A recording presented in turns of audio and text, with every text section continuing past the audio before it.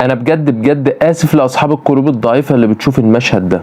تعالوا كده في دقيقتين بس اقول لكم ازاي تعملوا كباب حله يطلع معاكم دايب دوب زي كده، واللحمه والصوص واخدين اللون الفاتح المظبوط، والبصل المكرمل المسكر زي كده. بس خلونا في الاول نسمي الله ونصلي على رسولنا المصطفى. ولو اول مره تتابعني، انا عبد الرحمن صبحي ودي قناه اكل تاكيله. بتمنى تدعمني بلايك للفيديو وسبسكرايب للقناه. هحتاج لنص كيلو من اللحمه البناتي، مش شرط قطعيه معينه، هنقطع اللحمه قطع متوسطه علشان السوا يكون مظبوط. هحتاج كذلك لنص كيلو من البصل الاحمر او الابيض، هنقطعهم شرايح او جوليان. في طاسه على نار متوسطه هنزل بمعلقه كبيره من السمنه تسيح، بعدين انزل باللحمه تاخد صدمه عمرها مع استمرار التقليب لحد ما تاخد وش على جميع الاجناب. واول ما تنزل ميتها هنزل بربع كوبايه من اللبن الحليب، وده سر الاكله، ده اللي هيدي طراوه للحمه. اديهم تقليبه واسيبهم ياخدوا نص سوا، بعدين اطلع اللحمه.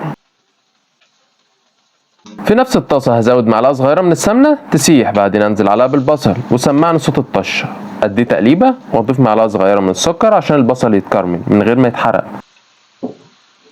واديه كمان تقليبه. واول ما يتكرمل هتبله بمعلقه صغيره فلفل اسود، نص معلقه صغيره سبع بهارات، و2 ورقه غار او لورا، وانزل باللحمه واديهم تقليبه واوطي النار وانزل بكوبايه ميه دافيه واغطيها، وكل ما تنشف الميه ازودها بالتدريج، وقبل ما تستوي هنزل بالملح حسب الاحتياج. وبس كده، اقسم بالله حاجه عظمه. هنقدم الكباب الحله مع طاجن الرز المعمر، وده انا عملته قبل كده والفيديو بتاعه ظاهر قدام حضراتكم في علامه الاي، واللينك موجود عند حضراتكم في البايو. اوعدكم انكم هتجربوا الكباب الحله بالطريقه دي ومش هتبطلوا تعملوه. شايفين اللحمه دايبه ازاي، ولا كميه الصوص وكرمله البصل واللون الفاتح للحمه والصوص حاجه حكايه. في النهايه لو شايف اننا نستحق الدعم، صلي على النبي واضغط لايك وفولو، ولو ما نستحقش صلي على النبي بس. القناه لسه في بدايتها، بدعمكم ان شاء الله هنوصل. والسلام عليكم.